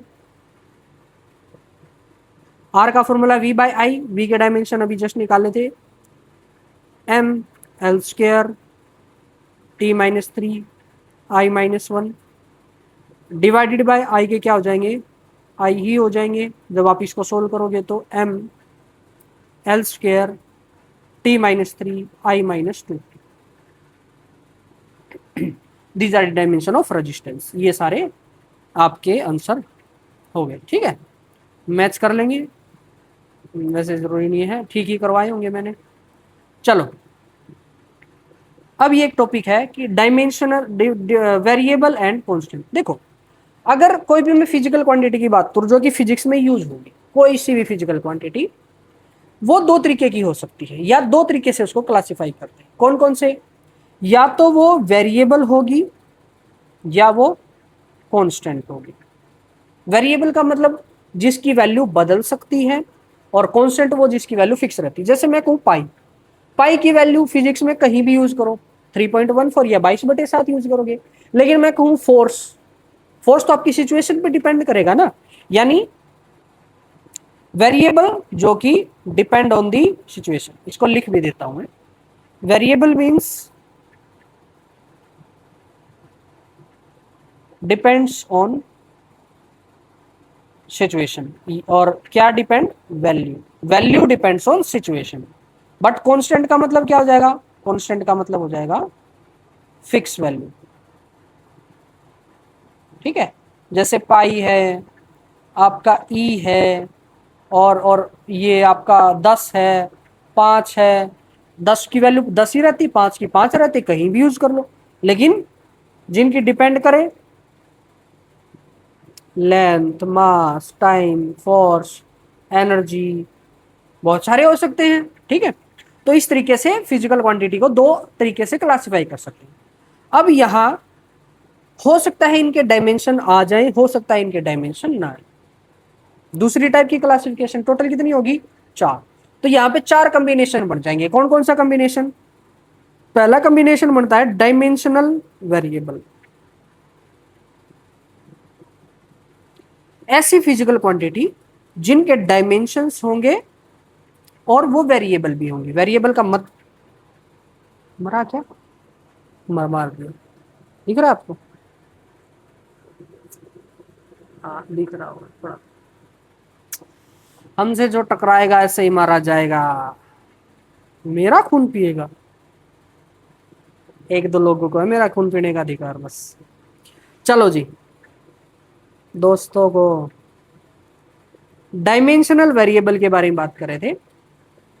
तो वेरिएबल तो वो है जिनकी वैल्यू सिचुएशन पे डिपेंड करेगी और जिनके डायमेंशन भी आ जाए, तो ऐसी क्वांटिटी को आप बोलोगे डायमेंशनल वेरिएबल। ठीक है, यही बात यहाँ लिख रखी है। Example area, volume, velocity, force, ये सारी होगी, इन सबके डायमेंशन भी आएंगे और ये वेरिएबल भी है। नेक्स्ट कॉम्बिनेशन बन सकता है डायमेंशनलेस वेरिएबल, यानी ऐसी वेरिएबल जिनके डायमेंशन ना आए। जैसे ऊपर पढ़ के आए थे ना कि कुछ क्वांटिटी ऐसी हो सकती है जिनके डायमेंशन ना आए, यूनिट हो सकती है उनकी लेकिन डायमेंशन ना आए। जैसे एंगल था, स्पेसिफिक ग्रेविटी था। स्पेसिफिक ग्रेविटी में क्या करते हैं, दो चीजों की ग्रेविटी को वो करते हैं, रेशियो निकालते हैं। तो रेशियो जब भी आप निकालोगे तो ऊपर वाले से नीचे वाली चीजें कट जाएंगी। स्ट्रेन है, स्ट्रेन का फॉर्मूला होता है जैसे change in length by length, तो चेंज इन लेंथ वही लेंथ ही होगी और नीचे भी लेंथ है, लेंथ से लेंथ कैंसल। तो ये ऐसी चीज है जिनके डायमेंशन नहीं आएंगे बट ये वेरिएबल है, यानी इनकी वैल्यू सिचुएशन पे डिपेंड करेगी। थर्ड टाइप हो सकती है डायमेंशनल कांस्टेंट। डायमेंशनल कांस्टेंट का मतलब है ऐसे कांस्टेंट जिनके डायमेंशन आ जाए। जैसे ऊपर हमने सोल्व किया था बिल्कुल सबसे फर्स्ट ही, यूनिवर्सल कांस्टेंट। कांस्टेंट है यानी जिसकी वैल्यू फिक्स है बट इसके डायमेंशन आ गए। ठीक है, चार्ज की वैल्यू ई क्या है, चार्ज की वैल्यू 1.6 इंटू 10⁻⁻19 फिक्स है बट उसके डायमेंशन आएंगे कूलम के, मतलब कूलम वाले आएंगे। तो कुछ ऐसी फिजिकल क्वांटिटी हो सकती है जिनकी वैल्यू तो कांस्टेंट है बट उनके डायमेंशन भी आ सकते हैं। For example gravitational constant, Planck constant, electronic charge. ठीक है, डाइलेक्ट्रिक कांस्टेंट अगर आप 12th क्लास में हो तो देख रहे हो तो।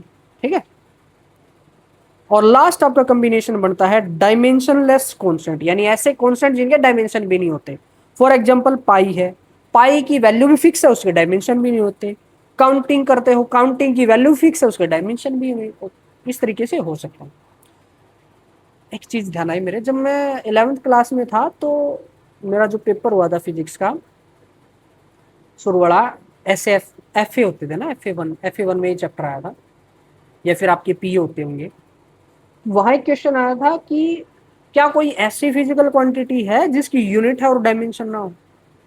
उस टाइम मैंने इतना डीप में नहीं पढ़ा था, मतलब ध्यान नहीं रहता ना, हम थोड़ा सा कम ही पढ़ते हैं। 100% पढ़ाते तो 50% ही ध्यान रहता है। तो तब मैं बड़े कॉन्फिडेंस से दिमाग लगा के पूरा प्रॉपर और सोल्व करके आया था कि अरे यूनिट नहीं है तो डायमेंशन भी नहीं होंगे, क्योंकि यूनिट का ही तो दूसरा रूप है डायमेंशन। बस यूनिट को खोल के लिख दिया।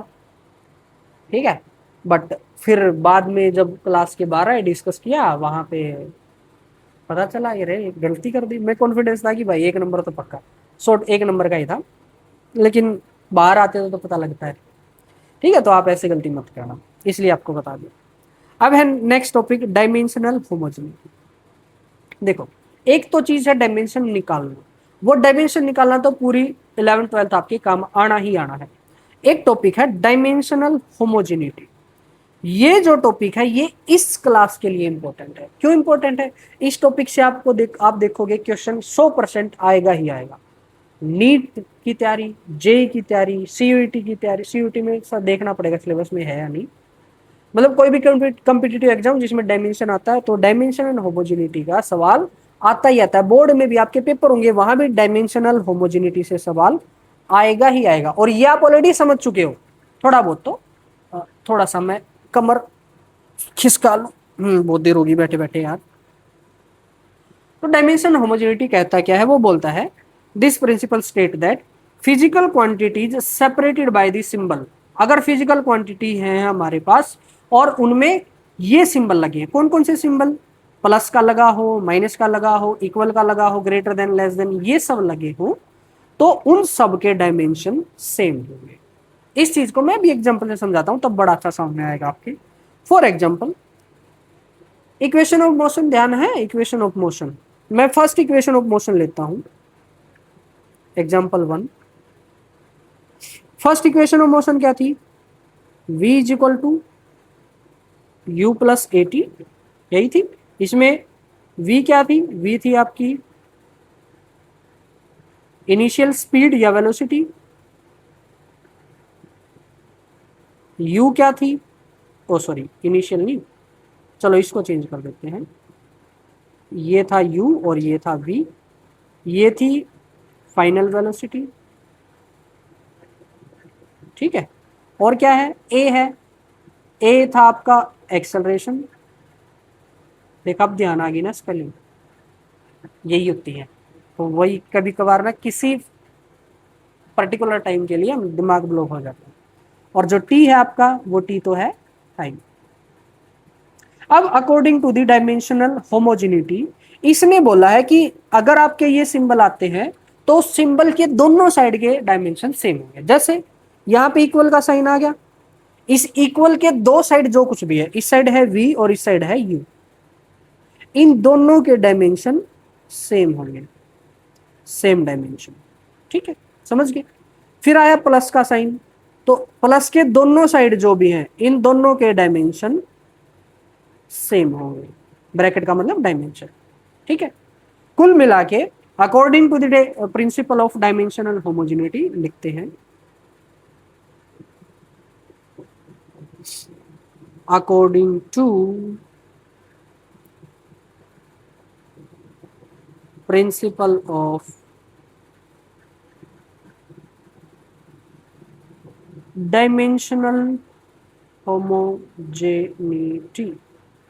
क्या कह रहा है? क्या कह रहा है ये कह रहा है कि dimension of v will be equal to dimension of u and dimension of u will be equal to dimension of at।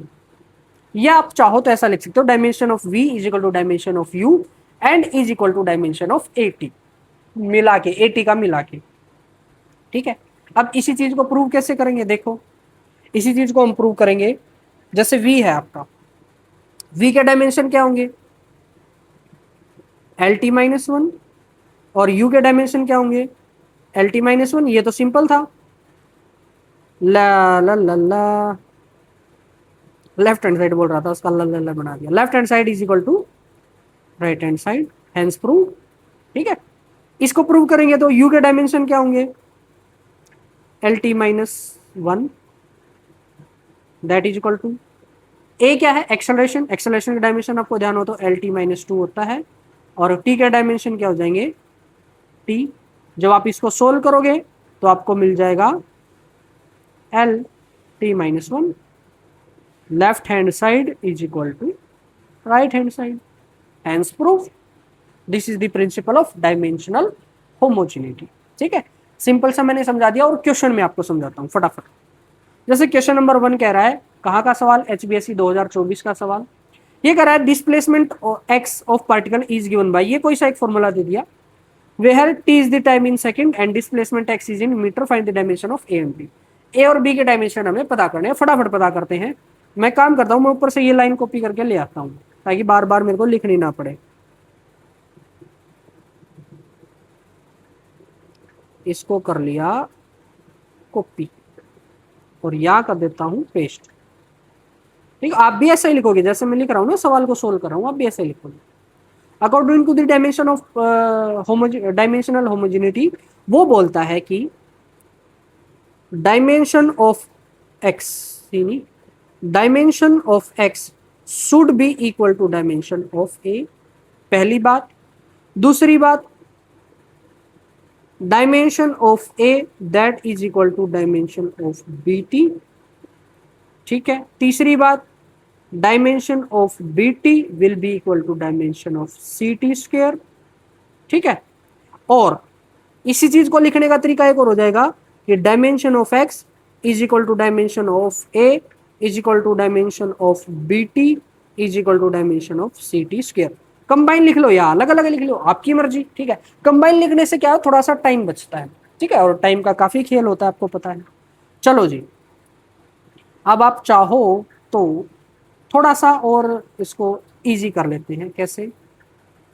इसको उठा के यहाँ कर दो, इसको उठा के यहाँ कर दो, इसको उठा के यहाँ ले आएंगे, इसको उठा के हाँ यहाँ ले आएंगे। Let this is equation number 1, this is equation number 2 and this is equation number 3।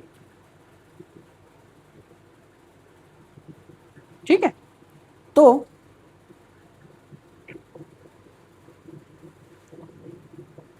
From equation 1 पहली इक्वेशन का अगर यूज करूं तो वो बोल रही है कि डायमेंशन ऑफ एक्स या फिर डायमेंशन ऑफ ए, जिसको निकालना है उसको मैं इस साइड ले लेता हूं, यही हमारी वो होती है ना, क्या बोलते हैं, लिखने का स्टाइल। ठीक है, अब बताओ डायमेंशन ऑफ एक्स, एक्स क्या है, लेंथ, तो लेंथ के डायमेंशन क्या हो जाएंगे, एल। तो इस तरीके से हमें क्या मिल जाएंगे, डायमेंशन ऑफ ए। बड़ा सिंपल सा। ठीक है, दूसरा from equation number 2, equation number 2 से मैं बोलता हूं कि डायमेंशन, ऊपर कर लेता हूं, dimension of B T is equal to dimension of a. अब मेरे को सिर्फ बी के निकालने हैं, तो dimension of b that is equal to dimension of A by dimension of t. Put करो, डायमेंशन ऑफ ए आप निकाल चुके l, divided by dimension of t हो जाएंगे टी, और जब आप इसको सोल्व करोगे तो डायमेंशन ऑफ बी आपको मिल जाएंगे L T minus 1। That is the solution of your question. ठीक है, अब सी के नहीं पूछे, सी के पूछता तो कैसे करते, तो मैं इसी में एक्स्ट्रा पार्ट बना के सवाल को सोल्व करता हूं।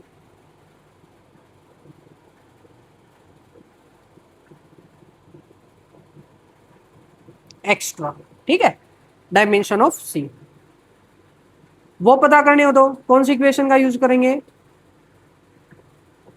फ्रॉम इक्वेशन 3, इक्वेशन नंबर 3 का यूज करेंगे। इक्वेशन नंबर 3 क्या कहती है कि dimension of C T square will be equal to dimension of B T. ठीक है, या फिर यहां से आप बोलोगे और dimension of C will be equal to dimension of B T by में डायमेंशन ऑफ टी स्क्वायर, और जब आप इसको सोल्व करोगे तो क्या आ जाएगा, dimension of B by T. ठीक है, बस पुट कर दो, dimension of C will be equal to इसके बी के डायमेंशन क्या है, L T minus 1 divided by इसके क्या आ जाएंगे, टी। जब इन दोनों को सोल्व करोगे तो क्या आ जाएगा, L T minus 2। So these are the dimension of C. अगर सी के निकालने को बोल देता तो आप ऐसे निकालते। ठीक है, तो ये था हमारा पहला सवाल, इस तरीके से आप सोल्व करोगे। इस सवाल को मैंने इस तरीके से थोड़ा लंबा मेथड लेके सोल्व कर दिया, लेकिन अगले सवालों में मैं इस इक्वेशन का यूज करूंगा। इससे क्या होता है, बस थोड़ा सा जल्दी, जैसे यहां मैंने इस इक्वेशन का यूज किया, मैं क्या करता, मैं इसको इसके साथ कंपेयर कर देता तो डायरेक्ट फिर मेरे को आंसर मिल जाता। थोड़ा जल्दी कैसे करूंगा वो देखो। जैसे ये सवाल है, velocity v of A particle depend upon the following, ये इक्वेशन, डायमेंशन ऑफ ABCD हमने निकालने हैं। कैसे निकालेंगे, पहले मैं उसको उठा लेता हूं अपना जो भी यंत्र वो था स्टेटमेंट, अरे अच्छा, according to the principle of homogeneity, ये बोलता है कि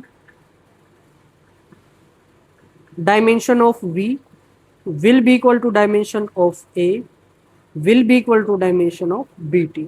ठीक है, will be equal to dimension of c by में d प्लस टी। एंड क्या सारे साइन खत्म हो गए, बचा हुआ ना एक साइन, तो उसको अलग से लिखोगे, dimension of d will be equal to dimension of t। ठीक है, चलो सोल्व करो। पहला तो डायमेंशन ऑफ a निकालते हैं, डायमेंशन ऑफ a किसके बराबर होंगे, डायमेंशन ऑफ v के बराबर, और हमें पता है v के डायमेंशन क्या होते हैं, एल टी माइनस 1। फर्स्ट सवाल solve, dimension of B T किसके बराबर होंगे, डायमेंशन ऑफ v के बराबर होंगे। यहां से हम सोल्व करेंगे कि dimension of b will be equal to dimension of v divided by dimension of t। Solve करो, डायमेंशन ऑफ v हो जाएंगे L T minus 1 divided by t के डायमेंशन क्या हो जाएंगे, t, और जब थोड़ा सा और सोल्व करोगे तो एल टी माइनस 2। ठीक है, these are the dimension of b। Dimension of c जब आप निकालोगे, सी के लिए कौन सी इक्वेशन यूज करोगे बताओ? सी के लिए आप इस इक्वेशन का यूज करोगे, है ना। अब आपको बड़े काम की चीज बताता हूं, जब भी न्यूमेरिकल सोल्व करो तो एक चीज आप देखा करो, एक फॉर्मूले से मैं एक अननोन निकाल सकता हूं, दो फॉर्मूले से मैं दो अननोन निकाल सकता हूं, तीन फॉर्मूले से तीन अननोन, या थोड़ा सा उल्टा, एक अननोन को निकालने के लिए एक फॉर्मूला, दो अननोन को निकालने के लिए दो फॉर्मूले चाहिएंगे, कम से कम, ज्यादा हो तो अच्छी बात है, ठीक है। अब यहां अगर आपको इस इक्वेशन से सी को निकालना है, क्योंकि सी इस इक्वेशन में है, तो यहां फिलहाल कितने अननोन है? सी एक अननोन है, डी एक अननोन है, टी नोन है। पता है डायमेंशन, नॉन अननोन का मतलब जिसकी चीजें हमें नहीं पता। अब यहां पे टू अननोन है, अब दो नोन है, तो सिर्फ और सिर्फ इस इक्वेशन से, यानी पूरी इस इक्वेशन से काम नहीं चलेगा, बिल्कुल भी नहीं चलेगा। यानी सिर्फ सी को यहां से डायरेक्टली नहीं निकाल सकते, या तो आप दो इक्वेशन बनाओ, दे भी रखिए हमारे पास दो इक्वेशन, या फिर आप क्या करो, जो दूसरा अननोन है उसकी वैल्यू निकाल लो। जैसे यहाँ डी दे रखा, तो पहले डी की वैल्यू निकाल लो, फिर एक ही अननोन बचेगा, इजीली निकल जाएगा। तो मैं यहाँ पहले डी के निकालता हूं, डायमेंशन ऑफ सी से पहले, या यहीं पे सोल्व कर दें, यहीं कर देते हैं, चलो यहाँ अलग कर लेंगे। Dimension of D will be equal to dimension of T, and that is equal to dimension of, sorry T last है, डायमेंशन ऑफ सी बाय में अब आ जाएगा डी प्लस टी आपका, that will be equal to dimension of किसके बराबर, किसी के बराबर, जिसके साथ आपका मन करे बराबर पुट कर दो, वी के बराबर ही पुट कर देता हूं। तो यहां से dimension of C will be equal to dimension of V into dimension of D plus T, that is equal to, V के डायमेंशन क्या है, वी के डायमेंशन है एल टी माइनस वन, ऊपर कर देता हूं दिख जाए आपको। और डी प्लस टी का डायमेंशन क्या पुट करोगे, गलत मत पुट करो यार, बड़े प्यार से सिखाया था, बड़े आराम से सिखाया था। प्लस का निशान होगा तो एक, मतलब उन दोनों को मिला के एक यूज करना है। तो डी प्लस टी की जगह क्या, टी के डायमेंशन पुट करोगे और वो होते हैं टी, या फिर डी के डायमेंशन पुट करोगे डी, ठीक है। चलो सोल्व करो, क्या आएगा, टी से टी कैंसिल हो जाएगा, सिर्फ एल आएगा। तो इस तरीके से हमने चारों के डायमेंशन निकाल लिए। आप चाहो तो लिख सकते हो dimension of A, dimension of B, dimension of C and dimension of D. Dimension of D मेरे को याद है टी आया था, अब दिख जाएगा। डायमेंशन ऑफ सी अभी निकाला आपने एल, डायमेंशन ऑफ बी क्या आया है एल टी माइनस टू, और डायमेंशन ऑफ ए क्या आया है, dimension of A is L T minus one. सबके डायमेंशन आ गए। यही मुश्किल सवाल है, इससे मुश्किल नहीं होगा, आगे देख लेना बेशक। जैसे ये सवाल है HBSC 2025 का सवाल है आपका, 10 मिनट और 10 से 15 मिनट में मैं कोशिश करता हूँ निपटा दूँ। इस फॉर्मूले में P है प्रेशर, V है volume, dimension of A and B। सबसे पहले तो डायमेंशन ऑफ P बताओ क्या होंगे, डायमेंशन ऑफ प्रेशर, प्रेशर का फॉर्मूला क्या होता है, dimension of force divided by area. Force के dimension MLT minus two divided by area के डायमेंशन L स्क्वायर। जब आप इसको सोल्व करोगे तो आपको आ जाएगा ML minus one T minus two. Pressure के पता है, V वॉल्यूम क्या तो आपको पता ही है, ठीक है, बाकी और कुछ जरूरत पड़ेगी नहीं, ठीक है। अब हमारी वो स्टेटमेंट चिपका देते हैं यहाँ पे, according to the principle of dimension homogeneity. इसके अकॉर्डिंग क्या है कि dimension of P will be equal to dimension of A by में V स्क्वायर, ठीक है। एंड एक तो प्लस का निशान यहाँ है, दूसरा प्लस का निशान कहाँ है, dimension of V that is equal to dimension of, plus का नहीं माइनस का निशान, ठीक है। तो आप चाहो तो इसको इक्वेशन नंबर 1 दे दो, इसको इक्वेशन नंबर 2 दे दो। तो फ्रॉम इक्वेशन 1 का यूज करेंगे, क्या करेंगे, dimension of A will be equal to dimension of P into dimension of V square, put कर दो जी। डायमेंशन ऑफ वी पी आपने निकाल दिया था M L minus one T minus two into V के डायमेंशन क्या हो जाएंगे एल क्यूब और इसका है स्क्वायर। अंदर करो बाहर करो आपकी मर्जी, ठीक है। या चाहो तो ऐसे कर देता हूँ, एल क्यूब का स्क्वायर। सोल्व करेंगे क्या आएगा, एल की पावर 6 हो जाएगी, एक माइनस की है तो एम एल की पावर 5 बच जाएगा, ठीक है। So these are the dimension of a. अब दूसरा, from equation number 2 dimension of b is equal to dimension of v and that is equal to l cube. बस खत्म। तो ये आपका सवाल था HBSC का, और बड़ा जल्दी हमने कर दिया, मैंने तो समझा रहा हूँ ना तो इसलिए टाइम लगा रहा हूँ। फिर से HBSC 2023 का सवाल है, तो पेस्ट करते हैं हमारी statement according to the principle of dimension homogeneity. ये यहाँ से क्या निकालोगे कि dimension of F will be equal to dimension of A, this is equation number 1, and dimension of A will be equal to dimension of B X, this is equation number 2। तो from equation 1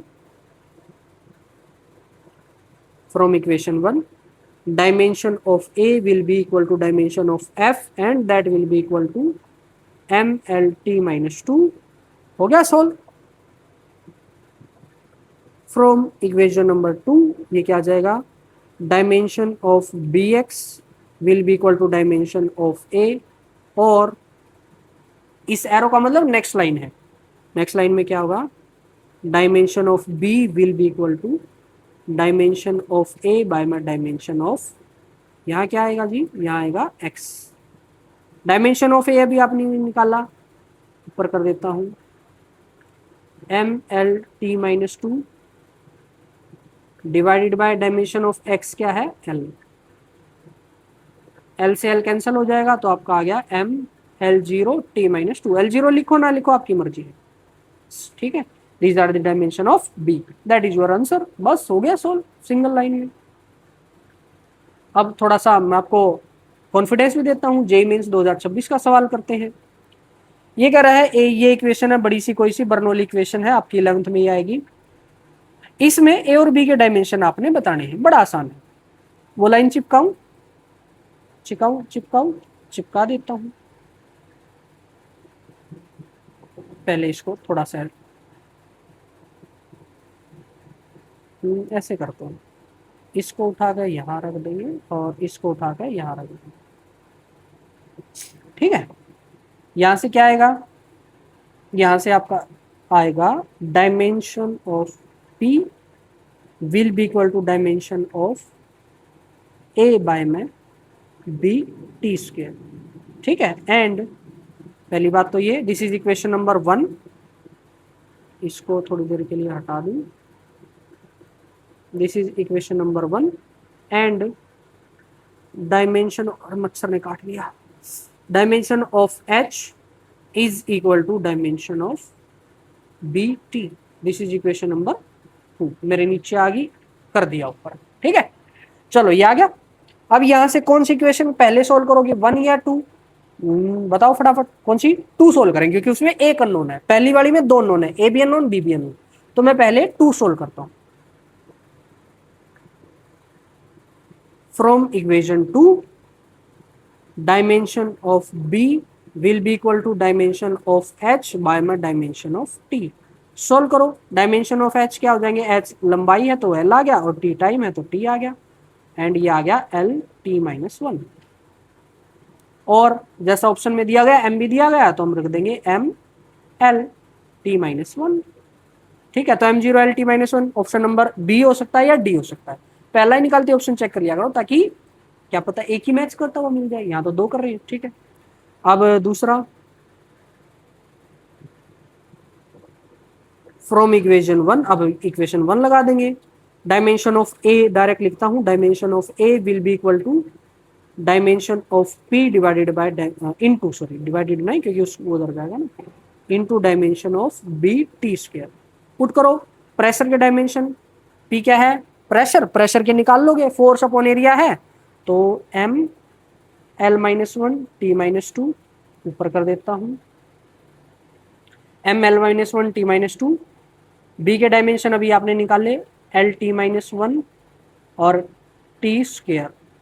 ठीक है, जब आप इन सबको solve करोगे, m एक जगह है तो m आ गया, l minus one plus one cancel out हो जाएगा इससे, ये l जीरो, और t कितना माइनस टू माइनस वन, अच्छा इस टू से ये कैंसल तो t minus one. So these are the dimension of A, m t minus one, m t minus one. Option number D that will be your correct answer. Next सवाल JEE mains 2024 का बिल्कुल ऐसा ही सवाल है, बस एक थोड़ा सा वेरिएशन आ गया। वेरिएशन क्या है कि अब की बार ए बी के नहीं, ए बी की पावर माइनस वन के डायमेंशन पूछेंगे। बड़ा आसान है, बस पहले एक बी के निकालो और फिर फॉर्मूले पुट कर दो ए बी माइनस वन में। ठीक है, बस और कुछ नहीं है। चलो जी, वो लाइन मैं बार बार नहीं करूंगा, ठीक है, या कर देता हूं, चलो टाइम है हमारे पास। According to the principle of dimension homogeneity, यहां से हम लिखेंगे dimension of P will be equal to dimension of A by V square, this is equation number 1, and dimension of V that is equal to dimension of B। ठीक है, this is equation number 2। अब पहली equation solve कर लो या दूसरी solve कर लो, क्योंकि दोनों में एक एक अननोन है। सो फ्रॉम इक्वेशन 1, इक्वेशन 1 से हम लिखते हैं dimension of A will be equal to dimension of P into dimension of V square. Pressure है, प्रेशर के डायमेंशन क्या होते हैं, M L minus one T minus two into V, V क्या है आपका एल क्यूब, और इसका कर देना है स्क्वेयर, तो कितना आ जाएगा आपका एल की पावर 6, और ये सोल्व करोगे तो एम एल फाइव, लो m l five t minus two, these are the dimension of a. ठीक है, अब दूसरा, from equation number 2 dimension of B are equal to dimension of V यानी L क्यूब। अब हमें किसके निकालने हैं, डायमेंशन ऑफ ए बी की पावर माइनस वन, तो ए के डायमेंशन रखो, ए के डायमेंशन क्या है एम एल की पावर 5 टी की पावर माइनस दो, इंटू डायमेंशन ऑफ बी रखो एल क्यूब और उसकी पावर माइनस वन। जब आप सोल्व करोगे तो क्या आएगा एम एल की पावर 5 टी की पावर माइनस टू, और यहाँ एल की पावर माइनस 3। ठीक है, सोल्व करेंगे तो क्या आएगा एम एल की पावर 2 बच जाएगा और टी की पावर माइनस 2, तो M L square T minus two, M L square T minus two. Option number D that is your correct answer. कितने सवाल बचे हैं, 2 सवाल और बचे हैं, बस फटाफट 5 मिनट में निपटाते हैं। अरे अच्छा, निशान पहले लगा हुआ है, हटा दो, क्या दिक्कत है। एक्चुअल में ये लेक्चर मैंने एक बार रिकॉर्ड किया था, बट माइक गड़बड़ कर गया, माइक नहीं लगा, तो दोबारा रिकॉर्ड करना पड़ रहा। ठीक है, चलो जी, सेम सवाल है, बस क्या कर रहा है ए स्क्वायर बाय बी कैप की बार निकलवा लिए। कैसे करेंगे वही मैं फटाफट कर देता हूं इसको। तो dimension of v will be equal to complete के dimension, dimension of a x square by में under root x plus b के, और दूसरा dimension of under root x will be equal to dimension of b. अब पहली equation तो मैं solve नहीं कर सकता, तो मैं पहले इसी को सोल्व करूंगा। क्यों सोल्व करूंगा, क्योंकि एक ही अननोन है, तो dimension of B will be equal to dimension of X. X की पावर बताओ कितनी है, यहाँ एक्स की पावर बता दो कितनी है। एक्स की पावर अंडर रूट का मतलब होता है हाफ, यानी यहां आएगा लो यार एल की पावर 1/2। ठीक है, तो डायमेंशन ऑफ बी आ गया। अब वी में पुट करेंगे तो डायमेंशन ऑफ क्या निकालना, ए निकालना है ना, तो वो किसके बराबर होगा v into dimension of under root x plus B और डिवाइडेड बाय एक्स स्क्वायर। ठीक है, पुट करो डायमेंशन ऑफ v क्या है यहाँ पे, क्वेश्चन को पढ़ा करो। कभी कभार v आप वेलोसिटी समझ सकते हो, v पोटेंशियल समझते हो, कुछ भी समझ सकते हो। तो क्या है यहाँ पे, पोटेंशियल एनर्जी है, तो एनर्जी के डायमेंशन क्या हो जाएंगे, एनर्जी के डायमेंशन हो जाएंगे आपके M L square T minus two into under root x plus B है, यानी इन दोनों को मिला के एक के रखने हैं, तो मैं बी के रख देता हूं एल की पावर 1/2 डिवाइडेड बाय एक्स का स्क्वायर यानी एल का स्क्वायर। जब इन दोनों को हमने सोल्व किया तो एम एक ही जगह है, एम आ गया। उसके बाद एल स्क्वायर से एल स्क्वायर कैंसल, एल की पावर हाफ और यहाँ t की power -2। These are the dimension of a।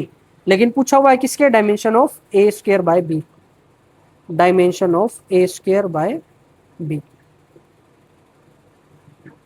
That is equal to a square के a स्क्वायर करो m l की पावर 1/2 t की पावर -2, इसका कर देना है स्क्वायर डिवाइडेड बाय b के डायमेंशन क्या थे, l की पावर 1/2।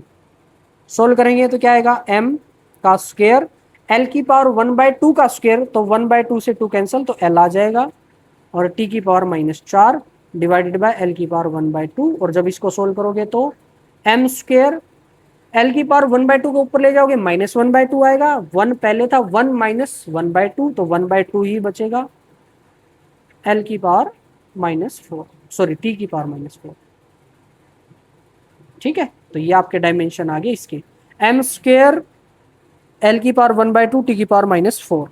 ठीक है, लास्ट क्वेश्चन आपका बचता है, फटाफट मैं करवा देता हूँ। Dimension formula of alpha and beta हमने बताना है, तो dimension of alpha will be equal to dimension of f by में v square sine beta t। And अब यहां बीटा टी को किसके साथ, बीटा निकालने के लिए किसका यूज करोगे, इसलिए इस क्वेश्चन को मैंने ऐड किया ताकि मैं ये कंसेप्ट समझा सकूं। ये कंसेप्ट क्या है कि साइन के अंदर क्या है, ये जो बीटी है, this BT is angle is a dimensionless quantity. अगर ये डायमेंशनलेस क्वांटिटी है, it means dimension of bt will be equal to m0 l0 t0। am I right? यही चीज समझानी थी, एक एक्स्ट्रा कंसेप्ट समझाना था। तो यहां से dimension of beta will be equal to 1 by dimension of T, T small T है ये, तो स्मॉल टी रखेंगे, तो यहां से आ गया टी की पावर -1। ठीक है, और अब यहां साइन थीटा है, क्या करूं था मैं, कुछ तो करूं था, इसको अगर मैं थोड़ा सा ले लूं, थिकनेस कम करूं, यहां पे मैं इस साइन थीटा के बारे में बात कर रहा था। ये जो है, ये जो चीज है कंप्लीट, साइन के अंदर कुछ भी आ जाओ, ये साइन जो होता है दिस इज डायमेंशनलेस, यानी एंगल भी डायमेंशनलेस है और साइन थीटा कंप्लीट भी डायमेंशनलेस है। इसका मतलब यहां से आप चाहो तो इसको ऐसे लिख सकते हो, dimension of alpha will be dimension of F by में वी स्क्वायर। ठीक है, अब बस पुट करो, एफ के डायमेंशन क्या होते हैं, M L T -2 divided by V क्या है, वेलोसिटी, वेलोसिटी के डायमेंशन क्या हो जाएंगे, एल टी -1, और इसका है स्क्वायर। जब आप इसको सोल्व करोगे तो क्या आएगा, m नीचे l का स्क्वायर ऊपर l की पावर 1, तो l की पावर -1 बचेगी, नीचे t की पावर -2 ऊपर t की पावर -2 कैंसल आउट हो जाएंगे, यानी सिर्फ यही बचेगा ml -1। ठीक है, तो इस तरीके से हम डायमेंशन निकाल सकते हैं using the concept of dimensional homogeneity. और आज के हमारे लेक्चर का ये लास्ट टॉपिक था। ठीक है, आंसर भी दे रखे हैं, आप आंसर मैच कर लेना। अब बस लास्ट टॉपिक बचा है इस चैप्टर का, that is the application of dimension analysis, जिसको सेपरेट लेक्चर में हम कवर करेंगे, और फिर करेंगे एनसीईआरटी एक्सरसाइज का सॉल्यूशन। ठीक है, यानी 7 लेक्चर में आपका फर्स्ट चैप्टर कंप्लीट हो जाएगा। क्वेश्चन साथ साथ कर रहे हैं तो इसलिए थोड़े से लंबे लेक्चर, 1.5 घंटे के लेक्चर आपके बन रहे हैं। थोड़ा सा मैं डीप में अच्छे से एनालिसिस करके अच्छा पूरा एक्सप्लेन करके आपको समझा रहा हूँ। ठीक है, चलो जी, इस लेक्चर में इतना ही रखते हैं, मिलते हैं अगले एक और बेहतरीन लेक्चर के साथ। तब तक के लिए मेरी तरफ से आप सभी को मेरी राम राम। करो लाइक इस वीडियो ने और चैनल ने करो सब्सक्राइब। कैसा लगा लेक्चर थामने, करो कमेंट बताओ कैसी रही है इसकी वाइब। लगे लुगे वीडियो ने शेयर भी कर दियो और बढ़ा दियो चैनल की हाइप।